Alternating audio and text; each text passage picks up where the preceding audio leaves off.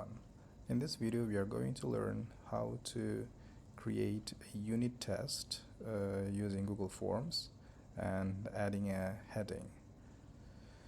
Okay, first of all, create your Google form in your Google Drive, and for now it's the best option in our school basis using Google Form for formative assessments. And so, like, to standardize all the headings, I would recommend you to use the heading that I will share with you. So it's the school name, the academic year and term, as well as the number of the test. For example, Unit 1 test, Unit 2 test, and so on.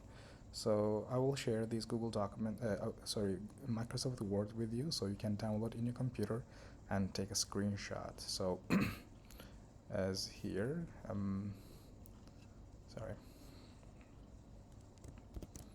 let's take a screenshot here, so you can make it a bit bigger just to match it. Okay, it's there now. And customize, upload, browse. I think this one. Okay.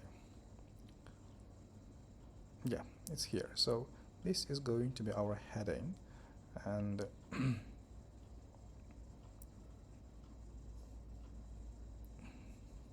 let it add. Okay, so you can even add your subject: Horizon International Bilingual School, academic year 2021, term 1, English language unit 1 test, or geography unit 1 test, so social studies unit 1 test, and so on.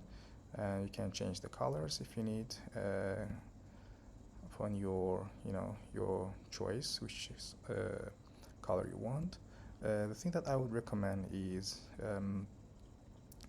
to add students actually to add the description here for the unit test. So how important is it, and what our students are expected to accomplish here, and so on, and divide it to the sections. So for example, adding questions, and here is a section part. So the first section is going to be about, let's say, grammar, and you can add description of the grammar. So in this section you can get let's say 25 points, and so on. And you can add questions. Make sure your questions are followed from easy to the difficult, and quite vary from multiple choice to reading, from writing to matching, and so on. Later you can move to the second section, which can be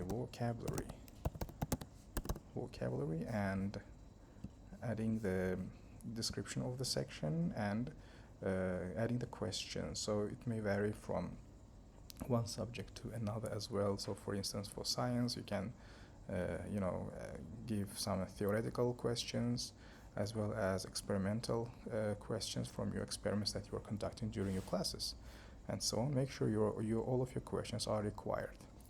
And if you ask students to write one word, for example, let's say what is the capital of Vietnam? So make sure your answers are very, let's say, make a quiz. Yes, this is actually important to make it quiz, because we are creating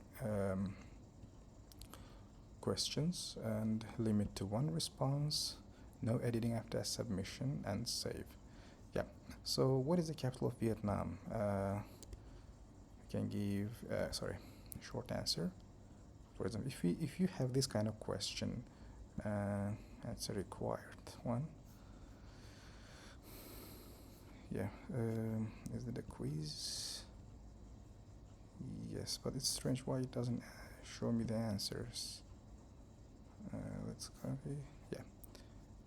Yeah, so for this one, for instance, in the answer key, so the correct answer can be Hanoi, and students may write Hanoi, or if you accept abbreviation, it's still okay, Hanoi, or lowercase letters Hanoi. So please try to add all possible answers that you can accept and put the points, like how many points is it? So 5 points, 1 point, or 2 points, and so on. And you can mark all other answers as incorrect besides all of the written answers here. So capital letter Hanoi, all word capital letter Hanoi, HN, or lowercase Hanoi, and so on. So this can be your answer. If student writes any of these 4 words, it can be counted as correct. Okay, and so here you can see the total points of your quiz. So usually it is 100 point. Yeah, and don't forget to make all questions as required to answer. And here, before this, in section 1, this was an example, but you can put the student's name as a required part and the date of the examination, and if needed their class and program. So it's up to you, but make sure all of the informations are available within this form for further usage. Thank you.